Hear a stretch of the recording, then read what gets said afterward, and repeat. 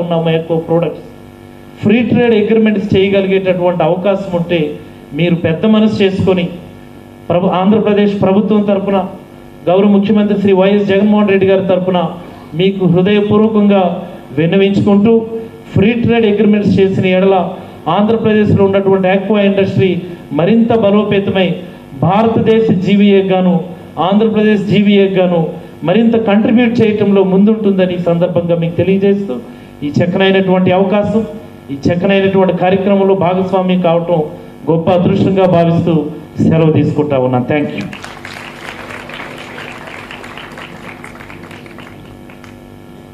Thank you, sir. I request our guest of honor, Shri Piyush Goyal ji, Honorable Minister of Commerce and Industry, Consumer Affairs and Food and Public Distribution and Textiles, to address the gathering.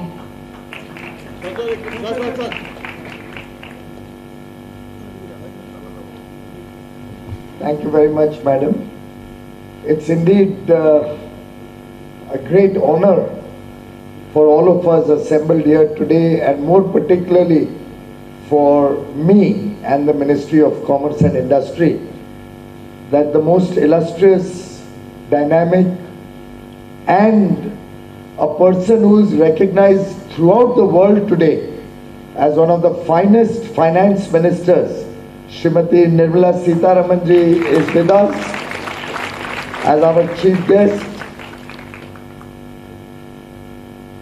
In fact, before I go any further, I would like to propose a standing ovation to Srimati Nirmala Sitharaman ji.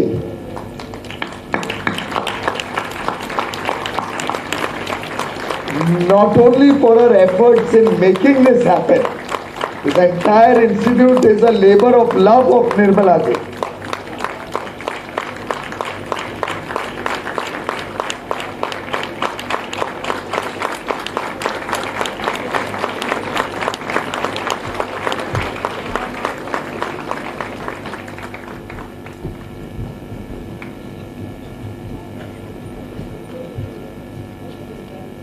I'm not at all embarrassing you. I truly mean it from the bottom of my heart, as I'm sure does each one of my friends, particularly the young children here. Because very clearly, this could not have been possible without her personal intervention and her passion to make this happen. I was going through the files. The entire project from start was conceptualized and taken forward by her when she was the Commerce and Industry Minister. In fact, 2015 is when she actually got the process in motion. 2016 there were a series of visits to Andhra Pradesh, and her passion to bring this institute to Andhra Pradesh is evident when I look at the files, the number of visits, the number of meetings, the number of engagements with state government. And I still recall when I got the opportunity to serve as Commerce and Industry Minister, Didi, as we all call her, all her colleagues, first thing she told me is, Piyush, make sure the Kakinada campus of Indian Institute of Foreign Technology, Foreign Trade is started quickly. Thank you very much for your leadership, Nirmala ji. Thank you all the honorable ministers, members of parliament, MLAs, MLCs, all the distinguished guests, faculty members, students who have all assembled in this very important program to celebrate the start of a new chapter in the history of Kakinada, in the future of Andhra Pradesh. I say this because for me, foreign trade is going to become truly the defining feature in the years to come as we work in the Amrit Kal, the next 25 years, towards 100 years of independence in 2047. We are working, and all our young boys and girls here are going to be the main stakeholders in this journey as we progress towards a developed India, a developed nation. This Amrit Kal, as Prime Minister Modi has articulated in his address to the nation on 15th August, when we celebrated Azadi Ka Amrit Mahotsav, is going to determine the future of 130 crore Indians, the future of our children, the future of our generations to come. And friends, foreign trade is going to truly help us in achieving that $30 trillion ambitious target that Prime Minister Modi, that Finance Minister Srimati Nirmala Sitharamanji have all collectively set before us. And it's very much achievable, very much doable. And I can share a small statistic with you to help you understand why I feel this is the path that we are going to achieve. In the last 30 years, Indian economy has grown 11.8 times in US dollar terms. Our current economy of about $3.5 trillion was less than $300 billion 30 years ago. The growth has been nearly 12 times in the last 30 years. And we have reached that inflection point. We are at that cusp where India is going to take off. And therefore, if we have an ambition to be at least 10 times in the next 25 years in this Amrit Kal, where we are looking to cross a $30 trillion economy with a per capita GDP of over $15,000. I think under the leadership of Prime Minister Shri Narendra Modi, which is truly forward-looking, comes up with innovative ideas, plans for India's long-term future with a very clear vision, and with the stewardship of Srimati Nirmala Sitharamanji at the helm of the Finance Ministry, we can all clearly see the path ahead of us. Recognize the world over.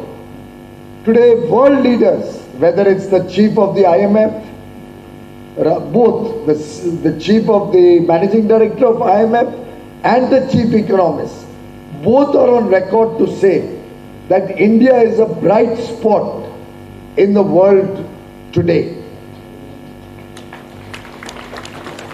Where most developed nations, most other economies are getting into recession, are seeing inflation at 5 times what it usually is in their country, where they are seeing huge depression in the people. I was with the ambassador of India to Egypt yesterday, and he was telling me, sir, the shelves in Egypt are all empty. Incidentally, the per capita income of Egypt today is more than twice India's per capita. But look at their state of affairs. 100 containers containing textiles made in India recently had to come back from Egypt because they didn't have the foreign currency to pay for that. It was barely $10 million. $10 million, 60, 70 crore rupees. Less than 10 million. They could not afford to pay that.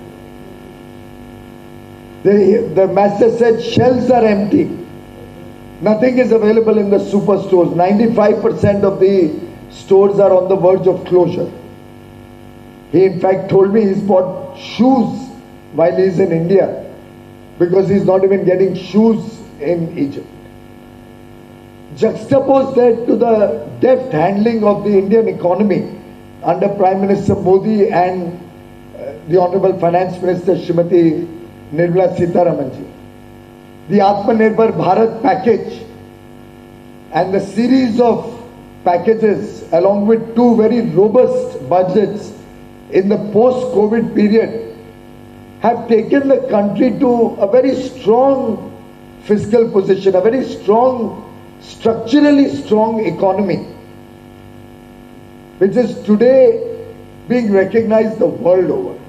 After all, my previous speaker, the Honorable Fisheries Minister, was talking about free trade agreements. Why do you think the world wants to come and engage with India? Because they can see India as a growing economy. They can see political stability. They can see decisive leadership. They can see all the arms of government, whether at the center, at the state, all working together in the spirit of both competition and collaboration to collectively work for a developed India. And therefore, I was saying it's a landmark day for the history of Andhra Pradesh, because as we go into a developed economy status, our import and export is going to increase manifold. Our foreign trade, because developed countries have integrated trading arrangements with other parts of the world. We'll have to have free flow of goods, we'll have to be a part of global value chains, global supply chains. We'll have to have seamless movement of foreign trade, goods and services.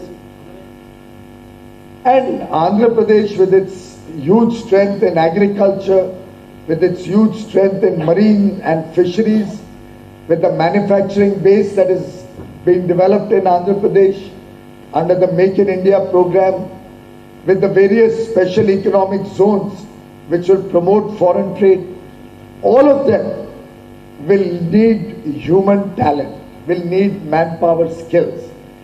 And the Indian Institute of Foreign Trade, with almost 2,000 students pan-India today, is developing the future management skills which will be the support system to grow this foreign trade.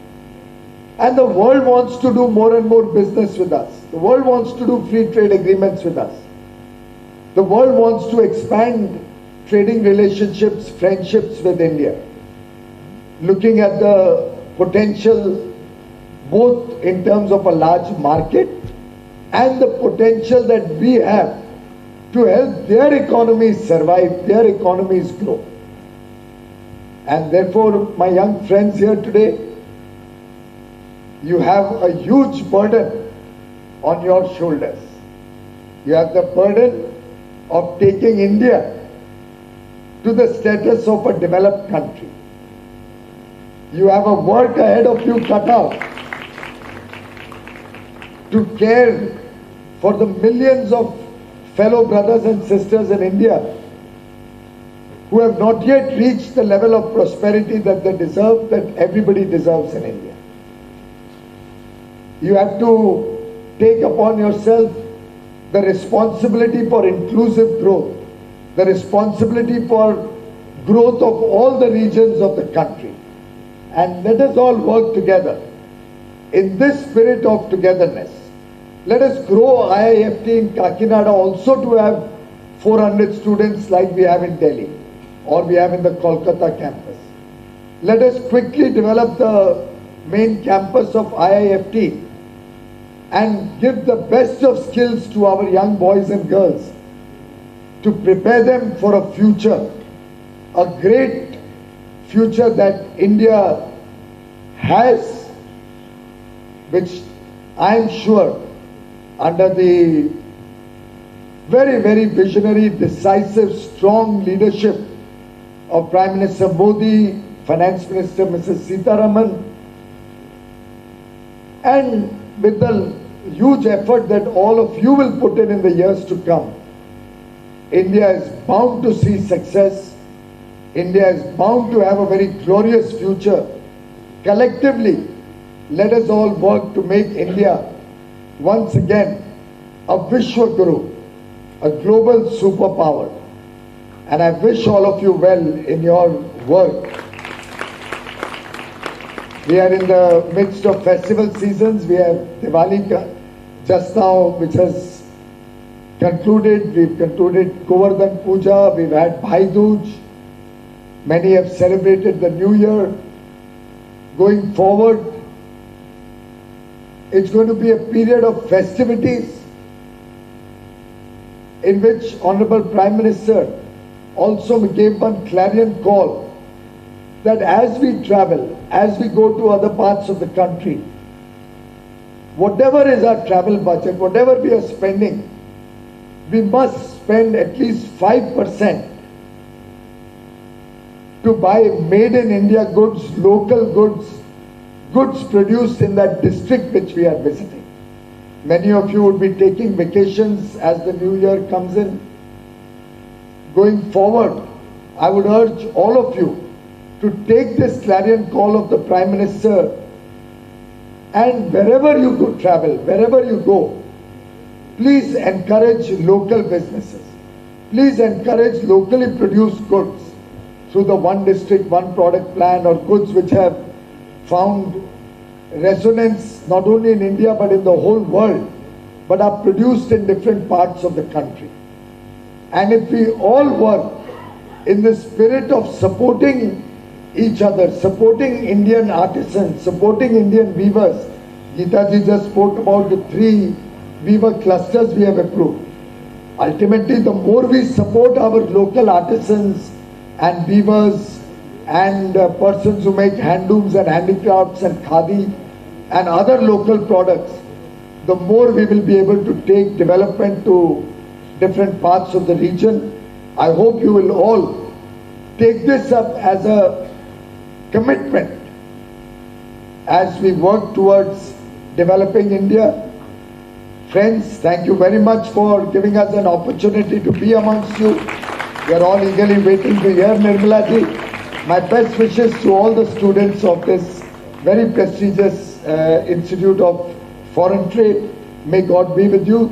All the very best. Thank you very much.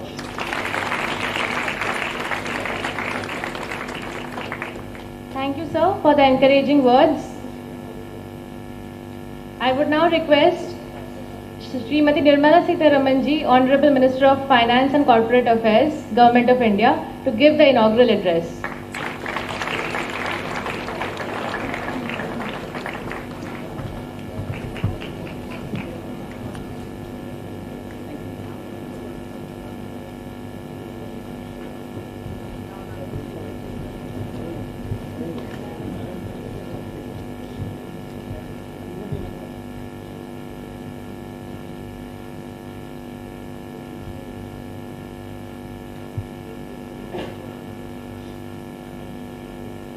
Good morning and namaskar to everybody, dignitaries on the dais,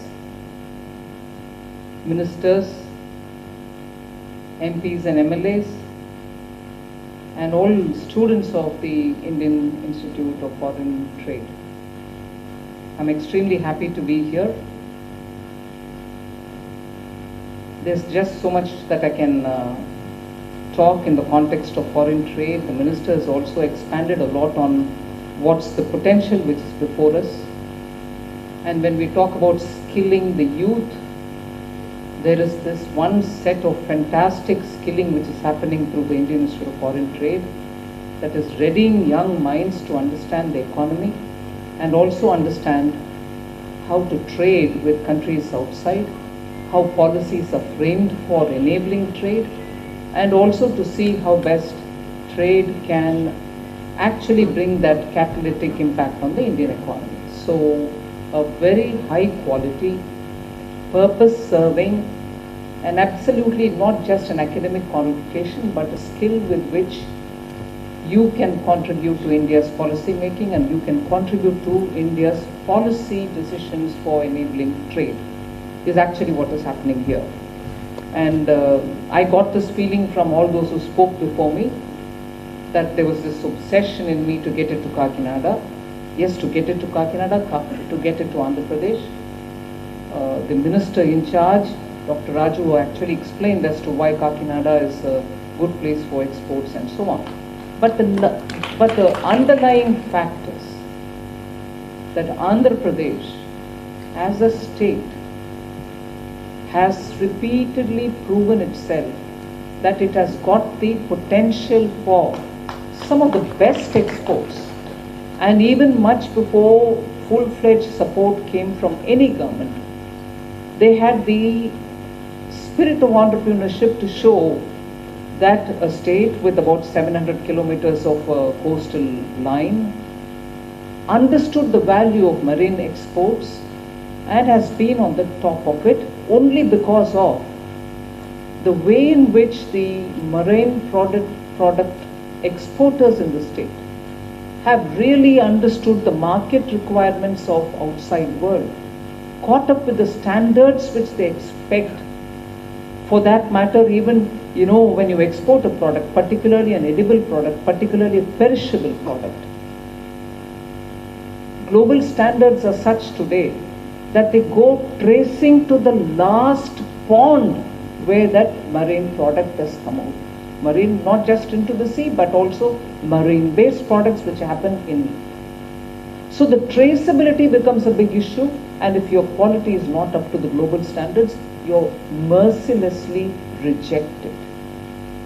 Now, Andhra Pradesh, I give full credit to the marine products growers here for having understood this level of sophistication in marketing these products, in cultivating these products, producing and packaging it in such a way that the end consumer gets it absolutely fresh without any doubt about the quality.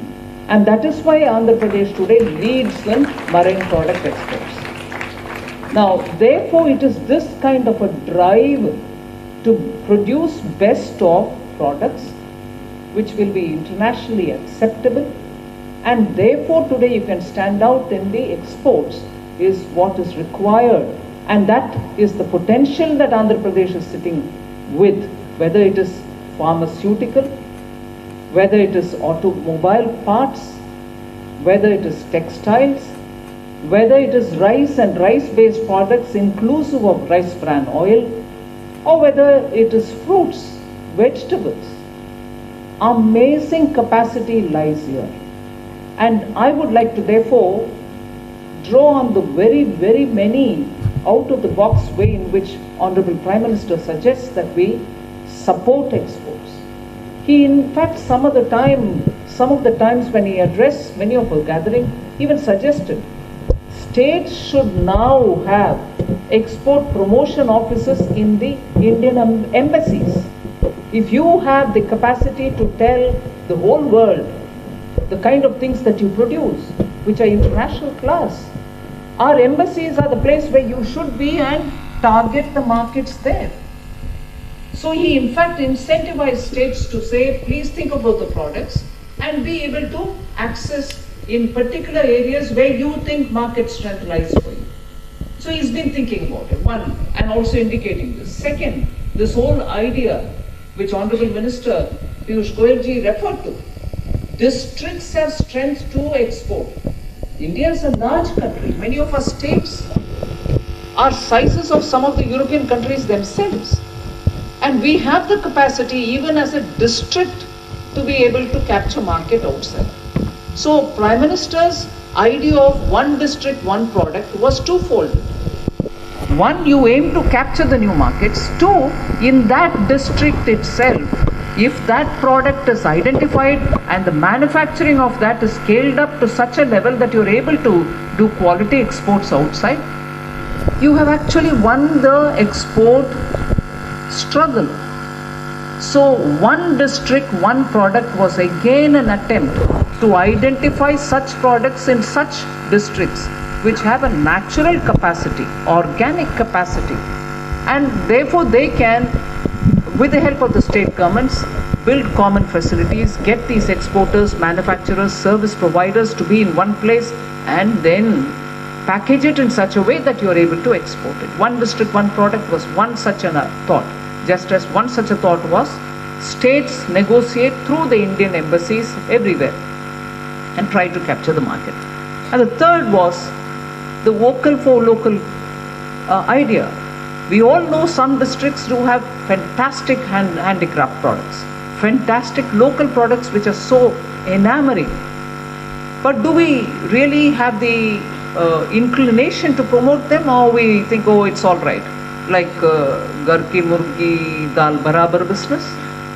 So you think it's all right, it's available in my backyard, it's not a great deal. But those are the kind of things which capture international imagination, and therefore you need that support to be given for the local products. So you have the Commerce Ministry, which is working fervently on getting an export policy. Make sure that the ways in which the policy is going to help the exporters by giving incentives, by promoting many things. And one very repetitive line, very relevant line which the minister normally refers is we can't be exporting taxes. We also should identify ways in which those taxes, whether center, state or local taxes which are on these products, should be removed so that we don't burden the exporters with such items where we really cannot actually derive such much revenue, but you burden them nevertheless. Whether it is electricity or energy costs, whether it is the logistics costs. With better roads coming, better facilitated ports coming, with electronic facilitation for the customs operation coming, surely the logistics element is being little by little addressed, but state governments will also have to spend some time to see that within the state, logistics doesn't become a burden on them. Multimodal approach to logistics and PM Gati Shakti being a beautiful protocol with which synergy can be brought in, will have to be worked out. Now these are I'm talking with adult policy makers, adults who are students are here getting trained for trade policy and so on. But I would like to draw the attention of those students who are passing out of IIFT, who are students now, that there are a few things which I'll definitely want to share with you. You might think I'm doing a minister talk, Mantri ji bol rahe hain. Nahi, I have been a student of trade. So I'm talking with you like another student of trade. I'm not talking as a minister, but another student of trade. In my MA, I did a course in trade, my MPhil is in trade, my PhD, which I didn't go to defend, is in trade. So with confidence, I like to tell you that today the trade-related courses will have to become a lot more nimble. You will have to have a comprehensive understanding of what is transpiring in global trade areas. It is not just one country exporting to another or one country buying from another.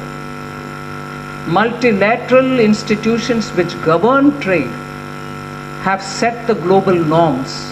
We should understand them. If anything, India's case should be put forward in a far more discerning, understanding way. Trade students or students of subjects on trade will have to understand how each country is handling it. You can't just be reading materials and copy pasting on theories. Oh, China did this, so why don't we do this? Oh, this country, South Korea, did this, why don't we do it? Do we understand enough of our economy to understand where trade should go? So I would think students who are in IIFT should widen their horizon, should have a lot more multidisciplinary approach to studying trade. Do you understand the legalities of it? Do you understand global laws versus country-specific laws? You have to spend some time on it. Your courses will have to give you a chance to be able to do that extra bit of reading on it. So Indian Institute of Foreign Trade courses are not going to be the beginning. They are just starting, opening the windows. It's for you all to gather more information and be able to study as to how India's trade policy should reflect the strength of Indian economy, but yet protect India's interest when you're negotiating. So there is the second point which I want to underline. You should have enough trade-related negotiating skills. You're not just data producing students. You're not just giving papers saying our trade is like this. You should be in the team of the Commerce Minister.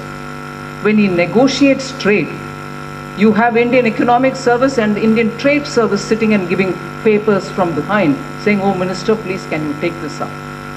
But many a times I find them copy-paste. I'm sorry to say this. Copy-paste. The minister doesn't get an advantage because an IIFT trained student is giving him a clue. He doesn't get an advantage because you're just giving what you read, churned out what is read. You should Your course should give you enough stuff to be able to understand that this point of window should be effectively used, and the minister should be given all the information with which he can argue and bargain for India better. So I would suggest to the institution and also to the IFT students that your subject, what you learn in the class, is good enough, but you should also be versatile enough to read many more things and understand how trade negotiations will have to be conducted. It's one thing for the in-charge minister to say, and I'm fully supportive of that thought. And in fact, I had once earlier also Sue Motu interfered in the Commerce Ministry to say, please, on marine products, you better consult with Andhra Pradesh, without that you will not move forward. I did tell him. So consultations with stakeholders is important. But where is the IIFT alumni? Where are the IIFT students? Why should it be that only elders who are dealing with these sort of things will talk?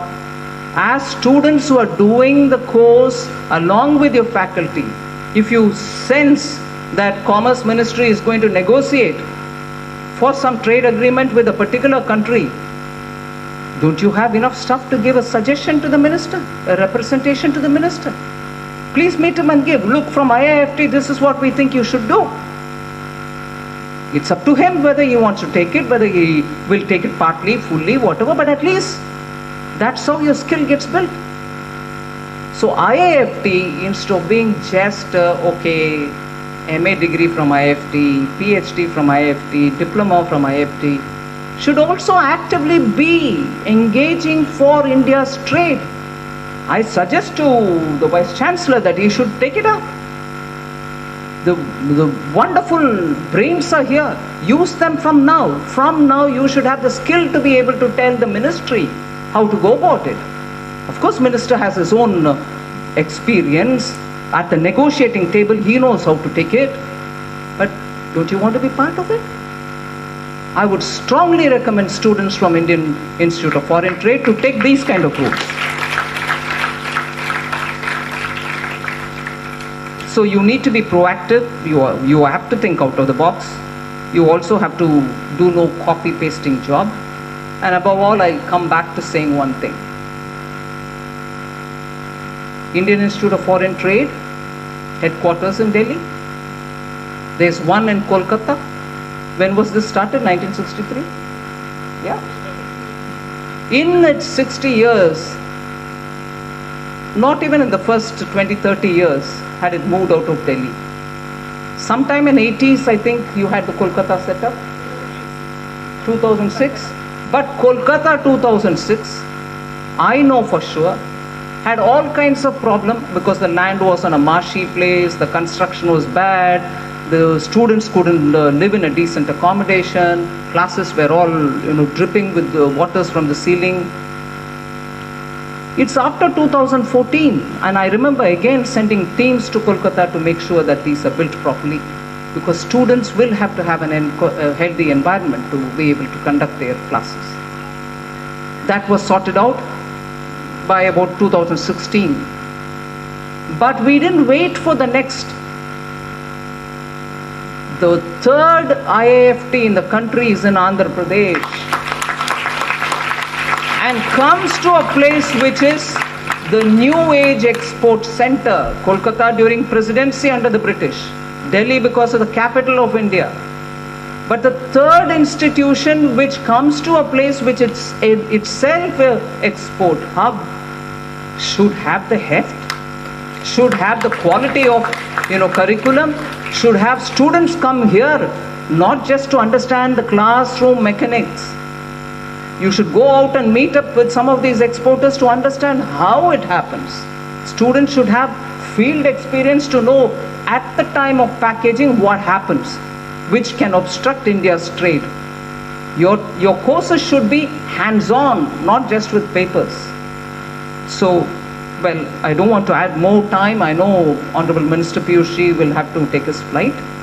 I just want to highlight, now that I have a captive audience of the ministers here, captive audience of the students I have addressed, the captive audience of the ministers should be told Andhra Pradesh, post the bifurcation, has had 10 top institutions coming to the state post bifurcation. Prime Minister Modi has never for a moment had second thoughts. He's always said, please, every state should prosper. I want Andhra Pradesh also to prosper. Every state should be given its due. And if it took 60 to 70 years for the rest of the states to get one by one in trickles coming to some states, Andhra Pradesh has got at one go within the first 5 years after its formation. 10 of them. And I'm not just going to say this and walk away. People say, take care, the minister said 10, where is the 10? I'll read out the list for you. The kind of quality institutions which have come to Andhra. AIIMS is set up at Mangalagiri. Indian Institute of Management and Petroleum University is at Visakhapatnam. IISER, which is the India Institution for Science Education and Research, IISER and IIT, both have gone to Tirupati. NID is in Vijayawada, National Institute of Design, again, which comes under Minister Piyush Goyal. So if all of them have gone to different parts of Andhra Pradesh, IIFT comes to Kakinada. Indian Institute of Packaging, which is yet to take off, I understand, is going to Visakhapatnam. NASIN, which is the Center for Training all IARS officers, and I keep repeating this line, if all Indian Administrative Service officers are trained in Mussoorie, Uttarakhand, close to Dehradun, all IPS officers are trained in Hyderabad, in Sardar Vallabhbhai Patel Institution. All IRS officers who take care of GST, who take care of income tax, who take care of customs, who take care of excise, who also do the prevention of narcotics spreading into this country, are to be trained in Anantapur, in Hindupur. So where is Mussoorie, where is Hyderabad, now where is Anantapur? You got it here. Palasamudram. And actively you find government of Andhra Pradesh engaging to complete the project by middle of next year. So Andhra Pradesh gets the best of institutions within the first 5 years when the state was divided into two. Prime Minister Modi is constantly looking at the state to say, please make sure things work out, they are completed in time and effectively help the state. So I would take this opportunity to say before the young minds, your coming to Kakinada should be seen as you're coming to the hub of export. Oh, sorry, I've missed out on two other things. Tribal University in Vijayanagaram. Again, you might wonder, I don't know, many students may not be from Andhra Pradesh. How many of you are from Andhra Pradesh? Oh, sorry, I should have asked the reverse. How many are not from Andhra Pradesh? Good enough. I just want to tell you why Vijayanagaram should get a tribal university. That area and further is actually once upon a time called the Integrated Tribal Development Agency area. ITDA area, short form, they used to say agency. Full of tribals. And again, for students who are doing foreign trade, Araku coffee comes from there.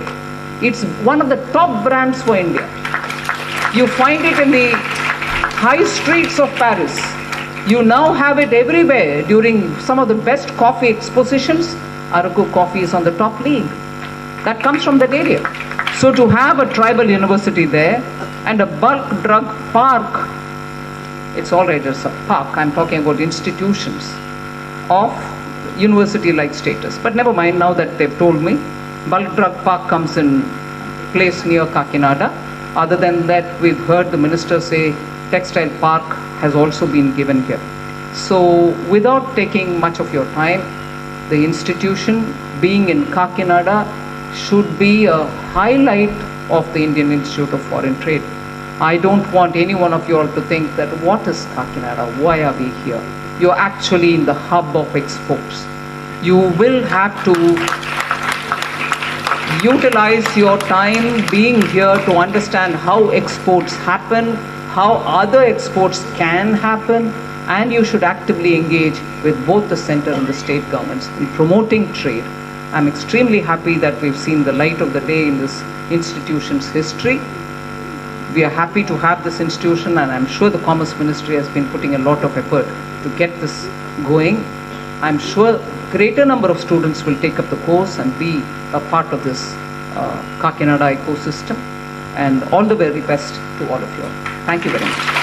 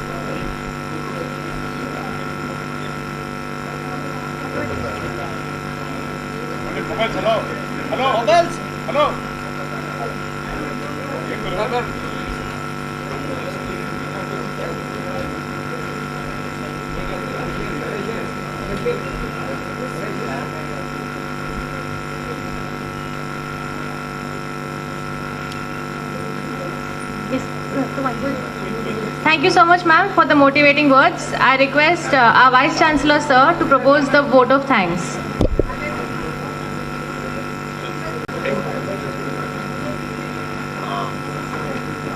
Let me try to end this function. I'd like to thank the Honorable Finance Minister, the Commerce Minister, the galaxy of dignitaries on stage for having been able to grace our occasions. Madam, let me tell you, we have listened to you, and I want to mention to our state governments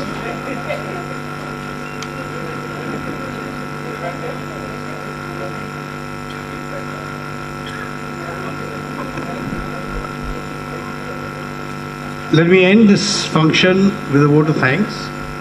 And Madam, we have taken your words very seriously. And I must mention to the galaxy of ministers, in every state where IFT has been established, we have worked with the state government specific issues. We mentioned trade. For example, how do you convert a product into a tradable product? It's a big thing about logistics. We are happy to do that with you. We are a small unit now, and we will take it further into expanding it, and we request you to also involve our faculty in any projects with any help that we can give state government in national objectives. We all thank you once again for having graced the occasion. Thank you. I request everyone to please stand up for the national anthem. Jana Gana मन अधिनायक जय हे भारत भाग्य विधाता पंजाब सिंध गुजरात मराठा द्राविड़ उत्कल बंगा विंध्य हिमाचल यमुना गंगा उच्चल जलधि तरंगा तव शुभ नामे जागे तव शुभ आशीष मांगे गाहे तव जय गाथा जन गण मंगलदायक जय हे भारत भाग्य विधाता जय हे जय हे जय हे जय जय जय जय हे. Thank you everyone for your gracious presence. I request everyone to please join us for refreshments arranged outside the auditorium.